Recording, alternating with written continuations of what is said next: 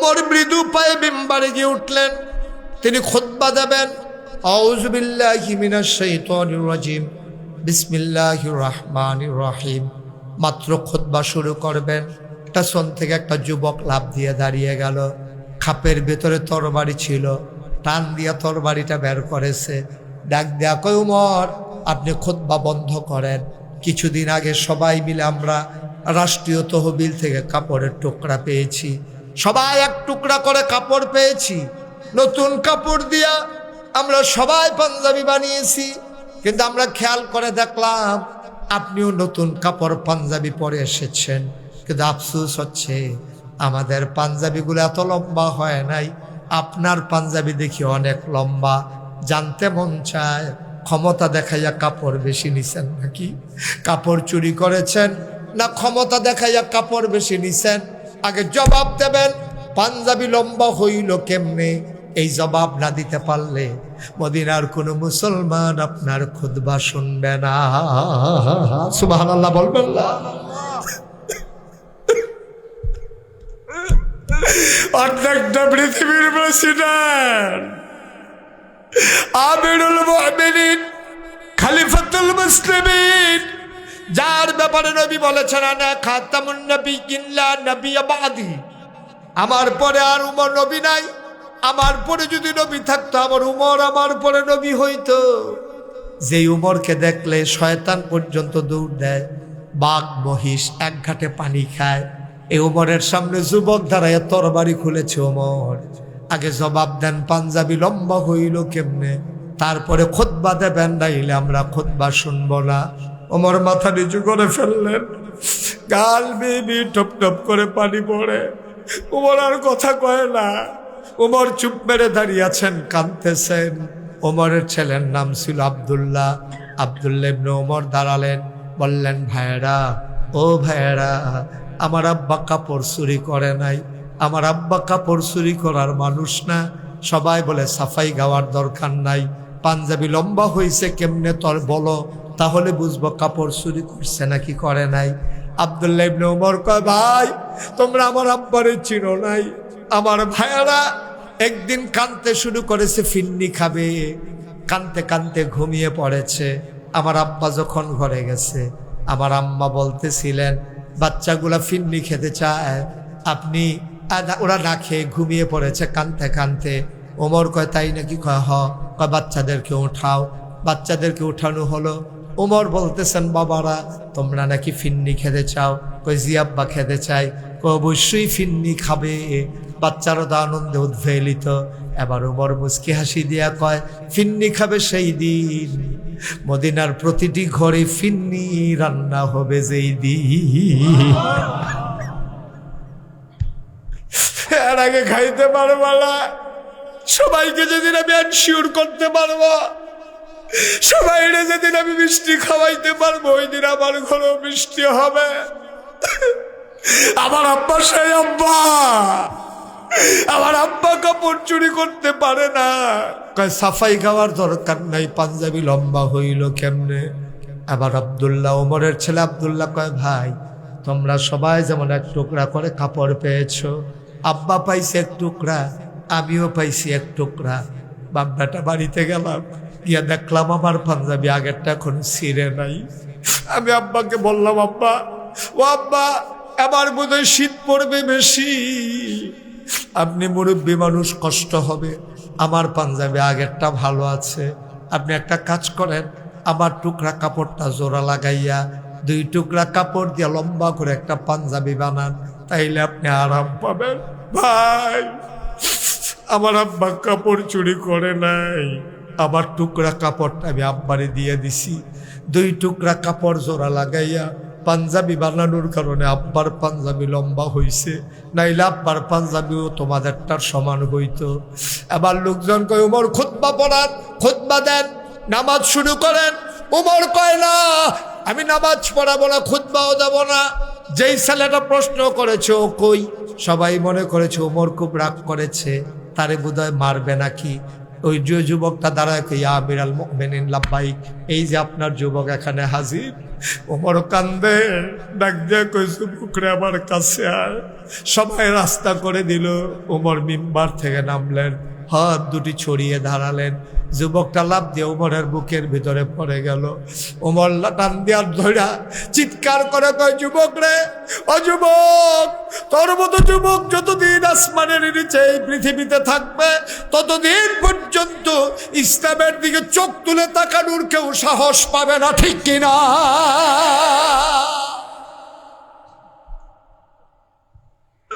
তার মতো যুবক যতদিন থাকবে ইসলামকে নিয়ে কেউ ছিনিমিনি খেলতে পারবে না।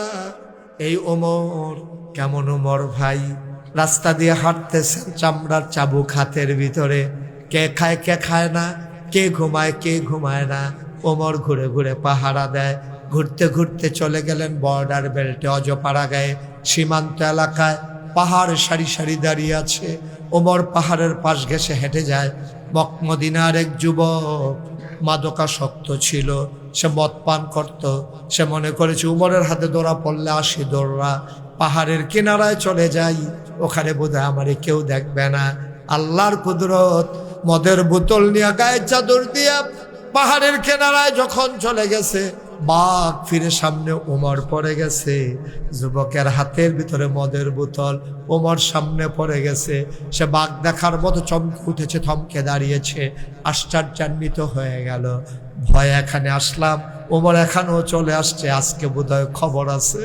মানুষটা সেকেন্ডের ভিতরে সিদ্ধান্ত পাল্টে নিলেন। মনে মনে আল্লাহ বলে একটা ডাক দিলেন।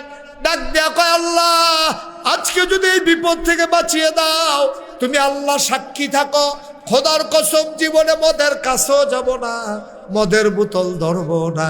আল্লাহর কাছে চাইলে আল্লাহ দেয় নাকি দেয় না? আল্লাহ কয়, উদউনি আস্তাজিব লাকুম, বান্দারে তুই আমারে ডাক দে। ডাক দিতে দেরি, জবাব দিতে দেরি নাই। বান্দা ডাক দিয়েছে আল্লাহকে, আল্লাহ জবাব দিয়েছে। ওমরও সামনে পড়ে গেছে, কাছাকাছি চলে আসছে। ওমর বলে, চাদর গায়ে দিয়ে কই যাও? কই দিকে এসেছিলাম। কই দেখি চাদর খোলো।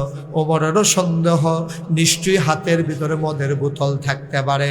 ওমর বললেন, চাদর খোলো। মানুষটা চাদর খুললো, হাতের ভিতরে মদের বোতল, থরথর করে মানুষটা কাঁপতেছে। ওমরের চাবুক রেডি হয়ে গেছে।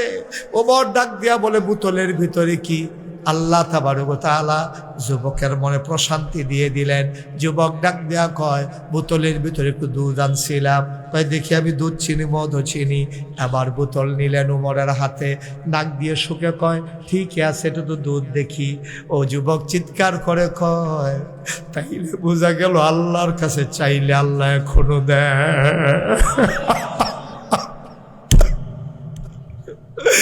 অদলুয়া খোলার যুবক, ও আমার কলিজার টুকরা, আমার যুবক বদলে গেলে আমার দেশ বদলে যাবে।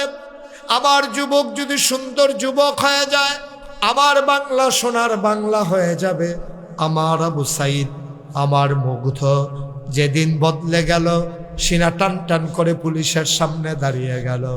জগদ্দল পাথরের মতো চেপে বসা 17 বছরের পাথরটা একটা মুহূর্তের ভিতরে সরে যেতে বাধ্য হলো, ঠিক কিনা? যুবক যদি বদলে যায়, আমার দেশ বদলে যাবে। ধনুয়া খোলার যুবকেরা, তোমা আমার কলিজা, তোমা আমার হৃদয়, আমি তোমাদেরকে দিয়ে ভাবতে শিখি, তোমাদের চোখে আমি বিশ্ব দেখি। আসো, সব পথ পাড়িয়ে, সব পথ মারিয়ে আমরা চলো এক আল্লাহর পথে। আমরা চলো আস্থা নিয়ে আমরা সামনের দিকে এগিয়ে যাই। আল্লাহর দুনিয়াকে আমরা সুন্দর করে সাজিয়ে দেই। যেহেতু আমরা খলিফাতুল্লাহ, আমরা আল্লাহর খলিফা, আমাদের দায়িত্ব হচ্ছে এই সুন্দর পৃথিবীকে সাজিয়ে দেওয়া। সবাই মিলে আসুন। যে মাদ্রাসার শুভ সূচনা করা হয়েছে, যারা এখানে এই মাদ্রাসার জন্য যিনি উদ্যোগ নিয়েছেন, মোহাম্মদ জাকির হোসেন, জায়গাদাতা মাকসুদুর রহমান টিটু, নজরুল খান, হাবিবুল্লাহ খান, মোবারক খান, আইয়ুব আলী খান, তারপরে প্রস্তাবক হচ্ছে খুরশাদ আলম, মজিব খান, হুমায়ুন, তারপরে দুলাল খান। আর কি হলো ভাই? এই ছেলে, কি হয়েছে? সমস্যা কি? এই যে আমি খাতার দিকে চাইছি, তা বাইরের দিকে চাই, আবার ওই জায়গায় ইতিহাস। ওরা তোরারে লইয়া তো বিপদে আছি, তোরারে লইয়া বেড়া। আমরা কি কেউ নামাজ পড়তাম না? হ্যাঁ সব তোমরা এই কালা পাঞ্জাবি কি তো বইবে না না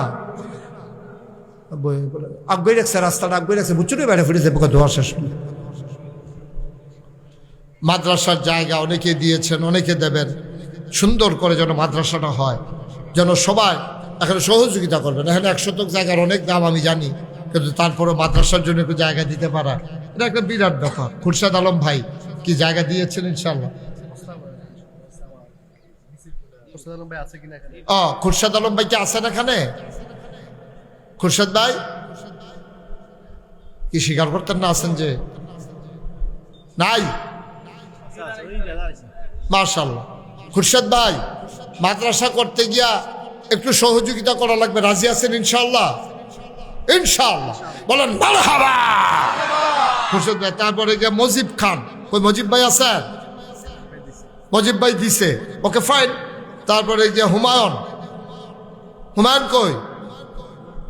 হুমায়ুন খান আছেন? হুমায়ুন খান, হ্যাঁ হুমায়ুন ভাই আছেন? নাই? আচ্ছা আচ্ছা ও আরে হুজুর দাঁড়াইতে গো তাহলে এমনি পরে আবার বই রয়েছেন কি? হুমায়ুন ভাই ইনশাআল্লাহ মাদ্রাসা করতে গিয়া যদি একটু নিজের জায়গা দিছেন আপনি, মাশাআল্লাহ, থ্যাংক ইউ। তারপরে গিয়া দুলাল হাবিবুল্লাহ খান বিদেশ আছে, তাহলে হাবিব কই? এই কাজের জন্য আরে হ্যাঁ হ্যাঁ 1 শতক থেকে আরো দিত চায়? আচ্ছা আর লাগবে না। মাশাআল্লাহ মাশাআল্লাহ, সবার জন্য দোয়া হবে, আল্লাহ যেন কবুল করে। সবাই কনা আমিন, জোরে কনা আমিন। ভাই এই ইতিহাস থাকবে, এই যে মানুষগুলো একটাও থাকবে না, ইতিহাস থাকবে।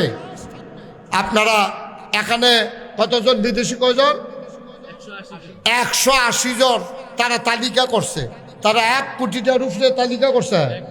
1 কোটি এমনি শুরু করলো হয়ে যায়। এই যে কত বন্যা গেল, আমি 15 দিন আমার পরিবার থেকে বিচ্ছিন্ন ছিলাম। আমি মানুষের ঘরে ঘরে বুক পানি ভাঙ্গা, কোমর পানি ভাঙ্গা আমি মানুষের ঘরে ঘরে সাহায্য লয়ে গেছি। আমার দেখে কান্দা দিছে বেরিয়েতে, হুজুর আপনার মতো মানুষে হ্যাঁ আইয়া পড়ছেন পানি ভাঙ্গা। আমি সব বছর তো আপনারাই দেখেন, আমার দেখতাম মনটা কয় না। আমি আইছি এই করোনার সময়, আমি গাড়ি নিয়ে রাতের আধারে বাজার কইরা কইরা যারা অসহায়, তারা বের হতে চা ভয় পায়, তাদের ঘরে নিয়ে আমি বাজার করে দিয়েছি। কোনো লস নাই তো, এগুলোই থাকবে, ইতিহাস হবে। আপনি সুন্দরভাবে কাজ করবেন, দেখবেন আল্লাহ ঢাইলা দেবে, নিয়ে কুলাইতে পারবেন। ওই তারা গেছিল, আমার দাওয়াত দিত, ফয়েজ ভাই গেছিল, আর এবারে গিয়া মোবাইলে কথা কইছিল, টিটু ভাই গেছিল, হ্যাঁ নজরুল ভাই গেছিল। তারা দেখতে কি কারবার গড়াইছি জিগান তারারে, জানেন কারবার কিতা। আপনারা কয় শতক জায়গা লইয়া মাদ্রাসা শুরু করছে?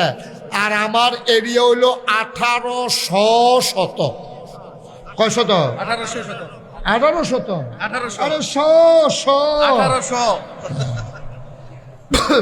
1800 শতক জায়গার উপর আমার কমপ্লেক্স।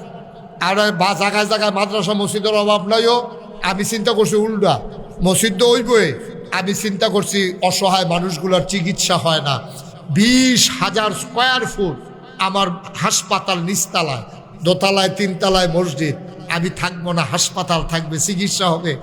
যখন এই দিয়ে আয়োজন করছি, ইঞ্জিনিয়ার গেছি কত লাগবো, ইঞ্জিনিয়ারে কয় হুজুর 30 কোটি, পয়লা কইছে 15, এরপরে কয় 30 কোটি টাকা বিলে লাগবো। আমি কই বেড়া আমি ইতিহাস কই পাই, গরিব মানুষ, হুজুর মানুষ, দাওয়াত টাওয়াত খাই, সিফা সাফাত ওয়াজ মাজ করি, এত টাকা পাই। আমি হুজুর নিয়ত করে নাই বেলার নিয়ত করলাম যে 1 বছর মাহফিল করে যত টাকা হাদিয়া পাই, আমি মুশতাক ফয়েজি 1 বছরের হাদিয়া আমার মসজিদ আমি দিয়ে দেব। জমাইয়া 25 লক্ষ টাকা একসাথে কইরা দিয়া তারপরে মসজিদের কাজ শুরু করছি। মারহাবা কইতেন না? 25 লাখ। আজকে আপনাদের এখানে আসার আগে আমি হিসাব লইয়া কুদুর বইছিলাম, ওই এই সিলেট সেন্টাইছে দেখিছেন কয় টাকা খরচ করছি, চাইয়া দেখি 4 কোটি 96 লক্ষ টাকা আজকে পর্যন্ত আমার কমপ্লেক্সে খরচ হয়েছে। মারহাবা কইতেন না? আপনারা যদি জিজ্ঞান হুজুর টেহা পাইলেন, আপনার না বলে গরিব মানুষ, এমন কোনো মানুষ নাই যারা কানো মসজিদের খবর গেছে আর মসজিদও টেহা দিছে না। হগিন্নি বেড়ি ভিক্ষা করে যাইতে সময় আমি দেখি দান বাক্সের ভিতরে বেটি টেহা দেয়। আমি ওই কিতা করবো, আচ্ছা যেটি পাইছি আমি তো আবার পায়াম হুজুর আপনি মসজিদ করতে আসেন। রাইতের 2:30টার সময় সিএনজি দাঁড় করাইয়া আমি দেখি ড্রাইভারে দান বাক্সের ভিতরে টেহা দেয়। আমি ওই ছাদের উপরে মাহফিলতে গিয়া সেটা দাঁড়ায় দাঁড়ায় কতক্ষণ না কানলে, কতক্ষণ আল্লাহর লোকে কথা না কইলে ঘুম হয় না। গিয়া আল্লাহরে কই, আল্লাহ তুমি তো ঘুমাও না, আর আমি গিয়া ঘুমের টাইম পাই না। এই যে মসজিদটা আমি কেমনে কিতা করতাম, আমি স্বপ্নে দেখি মসজিদ, ঘুমাইতে গেলে চোখের সামনে ভেসে উঠে মসজিদ, খাইতে গেলে আমি দেখি মসজিদ।